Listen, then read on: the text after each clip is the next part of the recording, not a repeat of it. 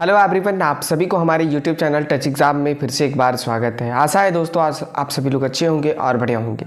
ये वीडियो काफ़ी इंपॉर्टेंट होने वाला है उन सभी स्टूडेंट के लिए जो भी स्टूडेंट झारखंड में पढ़ रहे हैं या झारखंड के हैं और झारखंड से बाहर पढ़ रहे हैं। आप सभी को पता होगा ये कल्याण स्कॉलरशिप आप लोगों का 11 जनवरी से स्टार्ट है। कुछ ही दिन बाकी है, स्कॉलरशिप भराना आपका चालू होगा। दोस्तों ये वीडियो में हम सबसे पहले मैं आपको बता दूं, ये जो स्कॉलरशिप आपका भरा रहा है वो आपका 2023 से 24 सेशन के लिए, ठीक है।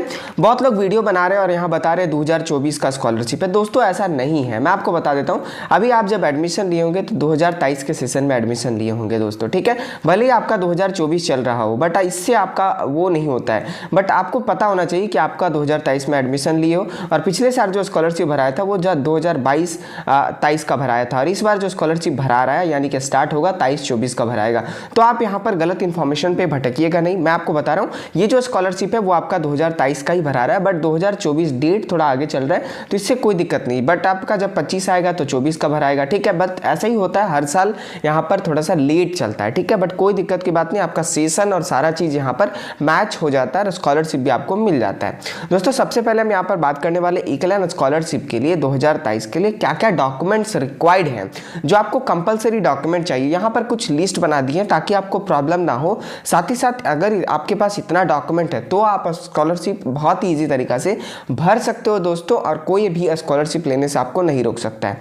सबसे पहले आधार कार्ड, आधार नंबर फिल करना होता है दोस्तों। आधार कार्ड मोस्ट कंपलसरी, यानी कि बोल सकते हैं वेरी इंपॉर्टेंट है, ठीक है। इंपॉर्टेंट तो सारे डॉक्यूमेंट है, अगर आपके पास एक भी डॉक्यूमेंट अगर नहीं है इस लिस्ट में तो आप ये चीज जान लीजिए कि आप स्कॉलरशिप नहीं ले सकते हैं, ठीक है।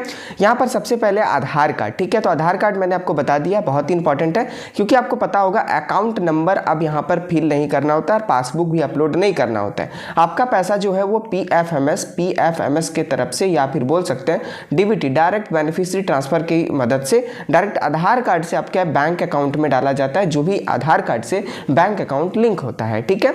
तो दूसरा जो इंपॉर्टेंट डॉक्यूमेंट है वो आपका है पासपोर्ट साइज कलर फोटो। ये आपको अपलोड करना पड़ता है ताकि आपको पता चल पाए कौन स्टूडेंट है, ठीक है। ये सारी डॉक्यूमेंट जो बता रहा हूँ वो आपको अपलोड करना पड़ेगा, क्लियर है। थर्ड में है आपका 10th का मार्कशीट, ठीक है। ये 10th का मार्कशीट आपको अपलोड नहीं करना पड़ेगा बट जो आपका नाम है, जैसे जो करेक्ट नेम है, फादर नेम है, मदर नेम है, डेट ऑफ बर्थ है, ये दोस्तों आपका 12th के सर्टिफिकेट या कोई और सर्टिफिकेट में नहीं मिलेगा। Date of birth, mother name, father name और फिर नाम, ये जो है वो आपको 10th के मार्कशीट में मिलेगा। और यहाँ पर जब स्कॉलरशिप भरोगे फ्रेश कैंडिडेट तो आप सभी को 10th का मार्कशीट भी इंटर करना पड़ता है, टोटल मार्क्स कितना था और आप यहाँ पर कितना मार्क्स सिक्योर किए हो, सिक्योर मार्क्स, ठीक है, यानी कि प्राप्तांक। तो इसके लिए 10th का मार्कशीट इंपॉर्टेंट हो जाता है। नेक्स्ट जो है वो 4 नंबर वाला है दोस्तों, काफी इंपॉर्टेंट है, कास्ट सर्टिफिकेट यानी कि जाति प्रमाण पत्र। दोस्तों ध्यान दीजिएगा, जाति प्रमाण पत्र और कास्ट सर्टिफिकेट बहुत ही इंपॉर्टेंट है। कास्ट सर्टिफिकेट जो है वो आपका ऑनलाइन वाला होना चाहिए, क्लियर है। ऑनलाइन सर्टिफिकेट नहीं होगा तो आप यहाँ पर स्कॉलरशिप भरोगे वो आपका रिजेक्ट हो सकता है या फिर बोल सकते हो कि पेंडिंग भी हो सकता है। तो आपको ध्यान देना है कि कास्ट सर्टिफिकेट कौन सा अपलोड करना है। लास्ट में हम आपको दिखाएंगे कि कास्ट सर्टिफिकेट रेसिडेंस और इनकम का जो डेट है और वो कैसा होता है वो भी हम यहाँ पर आपको दिखाएंगे इमेज के तौर पे, ठीक है। अब यहाँ पर मैं आपको बता दे रहा हूँ 5th नंबर पे जो है वो आपका है रेसिडेंस सर्टिफिकेट। रेसिडेंस यानी कि निवासी प्रमाण पत्र या फिर बोल सकते हैं स्थानीय प्रमाण पत्र, भी इसको अलग भाषा में बोला जाता है। तीनों का मतलब एक ही है, रेसिडेंस, निवासी प्रमाण पत्र या स्थानीय प्रमाण पत्र। ये भी आपका ऑनलाइन निर्गत होना चाहिए, ये बात का पूरा ध्यान रखना है, ऑफलाइन आपका नहीं होना चाहिए। 6 नंबर पर है दोस्तों, काफी इंपॉर्टेंट है इनकम सर्टिफिकेट, ठीक है। बट यहाँ पर जो आय प्रमाण पत्र है इसके लिए कुछ यहाँ पर मापदंड है जो कि आपको ध्यान रखना है, वैलिड फ्रॉम 1/8/2023, ठीक है। यहाँ पर आपको एक चीज ध्यान देना है कि जो आपका इनकम सर्टिफिकेट है उसका इशू डेट आप ध्यान से देखिएगा, मैं आपको आगे दिखाऊंगा, वो 1/8/2023 से पहले का नहीं होना चाहिए, यानी कि 1 अगस्त 2023 से पहले का नहीं होना चाहिए। वो 2 अगस्त का है, 3 अगस्त का या 30 अगस्त का है या फिर 1 सितंबर और अक्टूबर, नवंबर, दिसंबर 2023 का, तब भी आपका चलेगा। बट एक चीज ध्यान रखना है कि 1/8/2023 से पहले का नहीं होना चाहिए। कहने का मतलब अगर आपका 30 जुलाई का भी है दोस्तों दोस्तों तो वो आपका नहीं चलेगा बोनाफाइड, ठीक है। ये बात आपको ध्यान रखना है, जो कि हम आगे वीडियो पे बताएंगे। उसके बाद जो 8 नंबर पे है दोस्तों वो आपका है कॉलेज बोनाफाइड सर्टिफिकेट, ठीक है। ये आपको जाकर कॉलेज से आपको लेना है, ये कहीं ऐसे आपको नहीं मिलेगा, ठीक है। कॉलेज में जाइएगा वहाँ पर आपको मिल जाएगा बोनाफाइड सर्टिफिकेट, क्लियर है। अब यहाँ पर नेक्स्ट जो है वो आपका है 7 नंबर में प्रीवियस ईयर या फिर सेमेस्टर का मार्कशीट, ठीक है। आप लोग बोलेंगे कि सेमेस्टर मार्कशीट क्या, तो जैसे मान लीजिए कोई ग्रेजुएशन में है दोस्तों, ठीक है, या फिर किसी का जो कोर्स है वो सेमेस्टर वाइज है दोस्तों, ठीक है। तो आपको ध्यान देना है, जैसे कि आपको पता होगा आप जो स्कॉलरशिप भरते होगे वो फर्स्ट सेमेस्टर आपका अगर टोटल 6 सेमेस्टर का है तो 1 फर्स्ट सेमेस्टर में, 3rd सेमेस्टर में और 5 सेमेस्टर में। तो बेसिकली आपको ध्यान देना है, फर्स्ट सेमेस्टर में तो आप लोग को यहाँ पर 12th का मार्कशीट अपलोड करना है। 3rd सेमेस्टर में बात करें तो आपको 2nd सेमेस्टर का मार्कशीट अपलोड करना है। 5th सेमेस्टर में अगर आप फॉर्म भर रहे हो तो फिर आपको 4th सेमेस्टर का मार्कशीट अपलोड करना पड़ेगा। ये बात का पूरा ध्यान रखना है, इसीलिए यहाँ पर प्रीवियस ईयर या सेमेस्टर का मार्कशीट यहाँ पर लिखा हुआ है, क्लियर है। अब हम आपको डॉक्यूमेंट दिखाते इमेज के तौर पे कि कैसा होना चाहिए। दोस्तों आप यहाँ पर इमेज देखने से पहले डॉक्यूमेंट का सबसे पहले यहाँ पर आप एक चीज़ देख लीजिए, यहाँ पर ये स्टूडेंट का प्रीवियस ईयर का यहाँ पर स्कॉलरशिप रुक गया था, यानी कि पेंडिंग कर दिया गया था DNO officer, district nodal officer की तरफ से। क्या रीज़न दिया गया था, तो दोस्तों आप यहाँ पर देख सकते हो, इनका रीज़न जो है वो काफ़ी खास है। Token number not visible in income certificate, ठीक है। इनकम सर्टिफिकेट तो इनके तरफ से अपलोड किया गया था, बट जब स्कैन किए थे दोस्तों स्कैनर पे, तो नीचे वाला जो टोकन नंबर होता है वो इनका यहाँ पर कट गया था। टोकन नंबर कहां पे होता है वो भी मैं आपको दिखा दे रहा हूं। यहाँ पर आप देख सकते हैं दोस्तों, ये इनकम सर्टिफिकेट है। यहाँ पर आपको देखिए JHIC यानी कि इनकम यहाँ पर आपको दिख रहा है दोस्तों। यहाँ पर आप देखिएगा तो देखिए आपका एक टोकन नंबर है, ठीक है। ये टोकन नंबर होना बहुत ही जरूरी है। ये स्कैन जब आप करोगे तो ये भी आना चाहिए। ये आपके इनकम सर्टिफिकेट के सबसे निचले हिस्सा में यानी कि सबसे बॉटम में होता है। आप यहाँ पर साफ साफ देख सकते हैं कि ये टोकन नंबर नहीं होने की वजह से जब स्कैन करते हैं तो क्या होता है, यहीं तक स्कैन हो रहा है या यहीं तक स्कैन हो रहा है, तो ये बाकी का पार्ट यहाँ पर कट जाता है। तो ये टोकन नंबर अगर नहीं है तो इसके वजह से भी आपका जो इनकम सर्टिफिकेट है इसको लेकर यहाँ पर पेंडिंग कर दिया जाता है। और ये टोकन नंबर सारे सर्टिफिकेट में होना चाहिए, ना कि सिर्फ इनकम सर्टिफिकेट में। दोस्तों यहाँ पर आप देख सकते हैं, यहाँ पर जो अभी आपको दिख रहा है स्क्रीन पे, ये आपका है कास्ट सर्टिफिकेट, ठीक है। यहाँ पर आप देख सकते हैं लिखा हुआ है साफ साफ JHNBC 2021 और यहाँ पर जो कास्ट सर्टिफिकेट का सीरियल नंबर। जब आपको यहाँ पर स्कॉलरशिप भरोगे दोस्तों तो आपको ध्यान देना है कि एप्लीकेशन नंबर पूरा यहाँ पर भरना है। क्या भरना है, तो JHNBC 2021/12 जो भी आपका सीरियल नंबर है वो पूरा भरना है। और यहाँ पर जो डेट ऑफ इशू, वो तीनों सर्टिफिकेट कास्ट, रेजिडेंस और इनकम का, तीनों का आपको भरना है। तो यहाँ पर देखिए डेट ऑफ इशू यहाँ पर लिखा हुआ है, क्लियर है। ये आपका कास्ट सर्टिफिकेट का फॉर्मेट हो गया। और आप नीचे जब आओगे तो यहाँ पर आप देख सकते हो दोस्तों, यहाँ पर भी इसका भी टोकन नंबर होता है, जो कि आप लोग को ध्यान रखना है। टोकन नंबर सारे सर्टिफिकेट का होना बहुत जरूरी है। टोकन नंबर अगर नहीं होगा दोस्तों तो आपका मे बी स्कॉलरशिप यहाँ पर रोक दिया जा सकता है। तो स्कैन पूरी अच्छे तरीके से कर सकते हो, जैसे कि देखो यहाँ पर स्कैन किए, हम यहाँ पर सिक्योरिटी रीजन के लिए ब्लर कर दिए ताकि इनका सिक्योरिटी बना रहे। बाकी कोई दिक्कत नहीं, आपका जो सर्टिफिकेट होगा उसको इसी तरह से स्कैन करोगे ताकि क्लियर विजिबल होना चाहिए। क्या होता है ना, वहाँ पर एक एक करके आपका डॉक्यूमेंट को चेक किया जाता है। जब तक आपका डॉक्यूमेंट वेरीफाई नहीं होता तब तक आपको स्कॉलरशिप के लिए आगे प्रोसीड नहीं किया जाता है। तो ये आपका हो गया कास्ट सर्टिफिकेट। देख सकते हैं यहाँ पर लिखा हुआ है JHNBC और यहाँ पर आप देखोगे तो यहाँ पर भी आप ध्यान से देखो, आपका लिखा हुआ है non creamy layer certificate to produce by backward class applying for appointment of post admission state education institute under the government of Jharkhand. यहाँ पर इसके मतलब समझ लेना है कि ये आपका कास्ट सर्टिफिकेट है, JHNBC अगर लिखा हुआ है तो। दूसरा ये जो सर्टिफिकेट है दोस्तों, आप यहाँ पर देख सकते हो, यहाँ पर साफ साफ लिखा हुआ है झारखंड का स्थायी निवासी प्रमाण पत्र यानी कि local residence certificate of Jharkhand. ये भी आपका कंपलसरी होना चाहिए। और यहाँ पर आपको एक चीज़ ध्यान देना है कि स्कैन करोगे तो QR कोड भी आना चाहिए और ये आपका लोगो भी आना चाहिए। साथ ही साथ यहाँ पर देखिए आपका रजिस्ट्रेशन नंबर और सर्टिफिकेट नंबर दोनों सेम होता है, तो दोनों में से कोई एक आप डालोगे तो वो आपका सर्टिफिकेट नंबर हो जाएगा। उसके बाद आपको जो इशू डेट है, तो डेट ऑफ इशू देखिए यहाँ पर नीचे वाला है। यहाँ पर दोस्तों 2 डेट है, तो कंफ्यूज मत होइएगा, मैं आपको बता रहा हूँ। ऊपर वाला जो डेट है ये आपका अप्लाइंग डेट है, यानी कि सर्टिफिकेट के लिए आप जब अप्लाई किए थे CSC सेंटर पे जाके, वो डेट है। तो 31/8/2021 को ये अप्लाई किया और 21/9/2021 यानी कि 21 सितंबर 2021 को इनका बनकर तैयार हो गया। डेट ऑफ इशू आपका ये नीचे वाला रहेगा, यानी कि जारी करने का तिथि। और इसमें भी आप देखोगे दोस्तों तो यहाँ पर भी इसमें भी यहाँ पर आपका साफ साफ दिख रहा है कि टोकन नंबर इसमें भी अवेलेबल है। ठीक है, तो टोकन नंबर का खास ध्यान रखना है जब आप इंटरनेट साइबर कैफ़े में जाओगे या फिर खुद से स्कॉलरशिप भरोगे दोस्तों, तो टोकन नंबर यानी कि पूरा जो स्कैन करोगे वो कंप्लीटली आना चाहिए। दोस्तों सबसे ज़्यादा जो स्कॉलरशिप रिजेक्ट किए जाते हैं वो इनकम सर्टिफिकेट के लिए किया जाता है, क्योंकि इनकम यहाँ पर किन्हीं का ज़्यादा होता है, बहुत लोग का इनकम सर्टिफिकेट जो होता है वो आपका फेल हो जाता है। इसके लिए यहाँ पर इनकम सर्टिफिकेट को लेकर काफ़ी सर्टिफिकेट यहाँ पर मतलब कि वैलिड नहीं होता है और स्कॉलरशिप नहीं मिल पाता है। तो आपको खास ध्यान रखना है, मैं आपको बता दे रहा हूँ। देखिए, office of sub division officer Khori Mahua Jharkhand, ठीक है, इनका यहाँ पर लोकेशन लिखा हुआ है और यहाँ पर साफ साफ देखोगे तो आपका इनकम सर्टिफिकेट लिखा हुआ है। तो ये आपका इनकम सर्टिफिकेट है। इनका यहाँ पर इशू डेट है, आप देख सकते हैं। रजिस्ट्रेशन नंबर और सर्टिफिकेट नंबर दोनों का मतलब एक ही है, दोनों आपका सीरियल नंबर ही है, आपको इंटर करना है।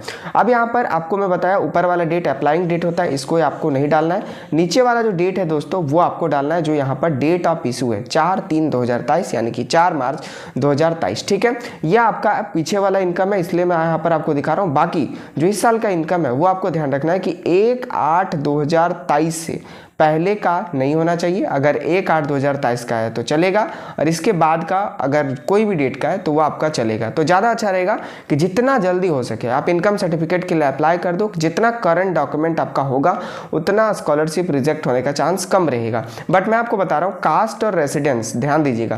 कास्ट और रेसिडेंस यानी कि जाति और स्थानीय प्रमाण पत्र, ये आपका ऑनलाइन भी होगा दोस्तों तो चलेगा, कोई दिक्कत नहीं। करंट नहीं भी होगा तो भी स्कॉलरशिप आपको मिल जाएगा। बट इनकम सर्टिफिकेट में भी आपको ध्यान रखना है कि 1 अगस्त से पहले का नहीं होना चाहिए, 1 अगस्त 2023 से पहले का नहीं होना चाहिए। अगर इससे पहले का होगा तो वो आपका डेट ऑफ इशू आप देख लीजिएगा। अगर इससे पहले का 1/8/2023 से पहले का है तो आपको ये सर्टिफिकेट नहीं अपलोड करना, तुरंत ही आप यहाँ पर न्यू अप्लाई कर दीजिए, क्योंकि अभी आप अप्लाई करोगे तो आपका 1 अगस्त 2023 से काफ़ी डेट आगे चल चुका है और आप इसको अपलोड कर सकते हैं। आशा है कि ये चीज़ को आप समझ गए होंगे अच्छे तरीक़ा से।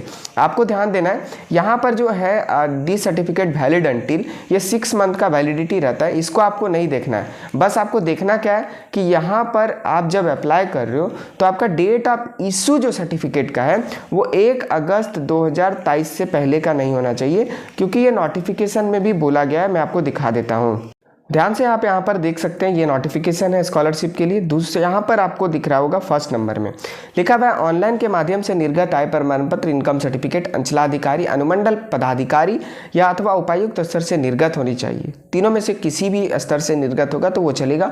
कि मूल प्रति यानी कि ओरिजिनल आपको स्कैन करना है। दिनांक ध्यान से देखिएगा, दिनांक 1/8/2023 1/8/2023 अथवा उस तिथि के बाद से निर्गत आय प्रमाण पत्र मान्य होंगे। इसका मतलब ये है कि 1 अगस्त से पहले का यानी कि जुलाई का भी है, अगर 30 जुलाई का तो वो भी आपका नहीं चलेगा। और अगर 1 अगस्त से लेकर 2 अगस्त 3 अगस्त 8 अगस्त 10 अगस्त या फिर उससे अधिक यानी कि सितंबर का, अक्टूबर का, नवंबर, दिसंबर, जनवरी, फरवरी किसी भी मंथ का है तो वो आपका चलेगा। बट ध्यान देना 1/8/2023 से पहले का नहीं होना चाहिए। और ये आपका इशू डेट बोल रहे, ठीक है, यानी कि निर्गत तिथि उनसे पहले नहीं होना चाहिए। ठीक है, बट यहाँ पर आप देखोगे कास्ट सर्टिफिकेट और रेसिडेंस में तो यहाँ पर कुछ भी नहीं दिया गया है। साफ साफ लिखा हुआ है ऑनलाइन के माध्यम से निर्गत जाति प्रमाण पत्र कास्ट सर्टिफिकेट जो होना चाहिए। उसके बाद ऑनलाइन के माध्यम से निर्गत आवासीय प्रमाण पत्र, कोई डेट यहाँ पर नहीं दिया गया है। एक बात का आपको पूरा ध्यान रखना है।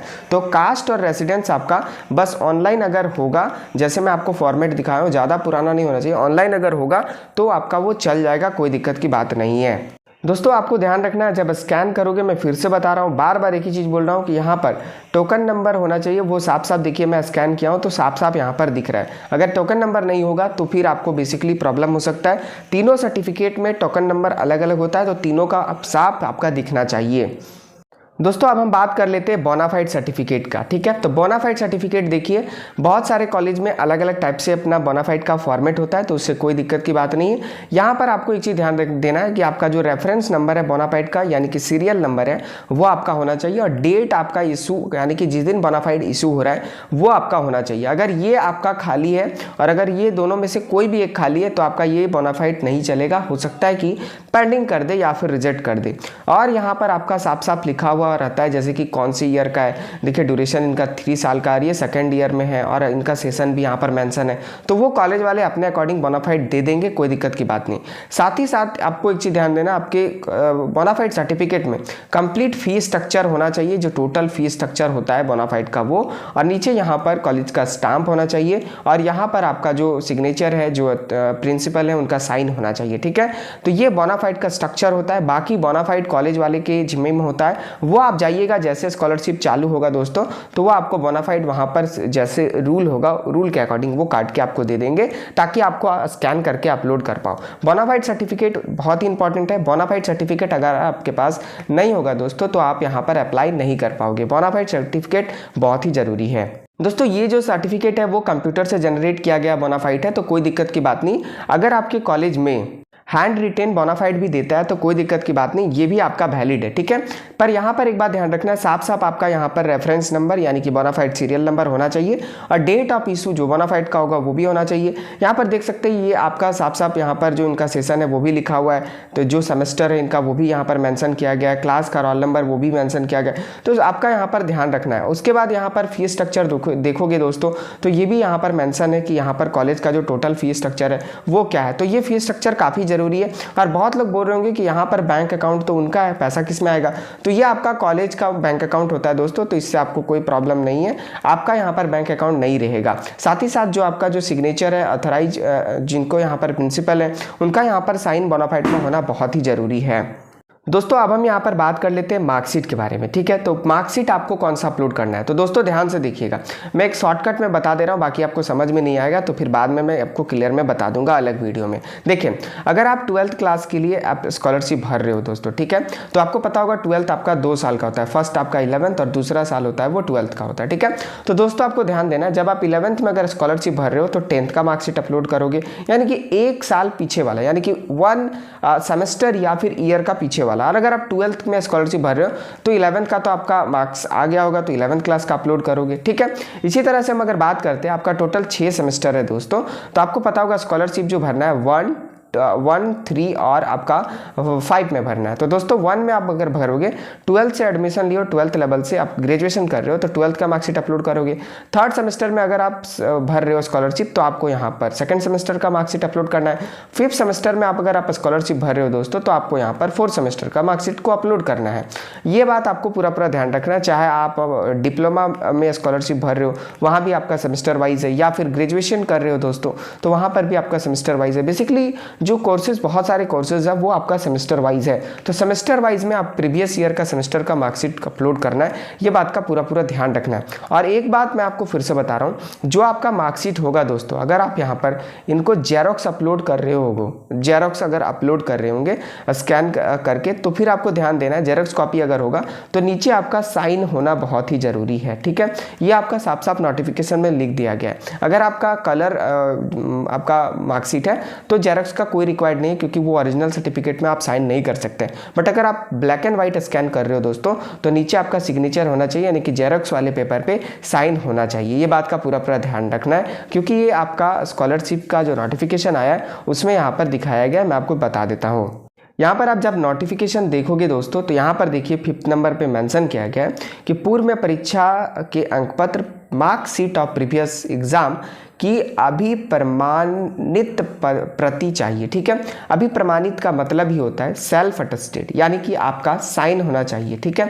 सेल्फ अटेस्टेड का मतलब होता है कि आप, जैसे मैं बता रहा हूँ एग्जाम्पल के लिए, ये पेपर है, ठीक है, ये आपका मार्कशीट है, मार्कशीट तो इतना दूर आया होगा, चाहे इतना दूर आएगा, कहीं तो ब्लैंक जगह होगा जेरोक्स वाले में, तो यहाँ पर आपको साइन करके अपलोड करना है। अगर आप ऐसा करके अपलोड करते हो तो पेंडिंग नहीं होगा, क्योंकि उससे पता चलता है कि आप वेरीफाई कर रहे हो कि ये मार्कशीट आप ही का है।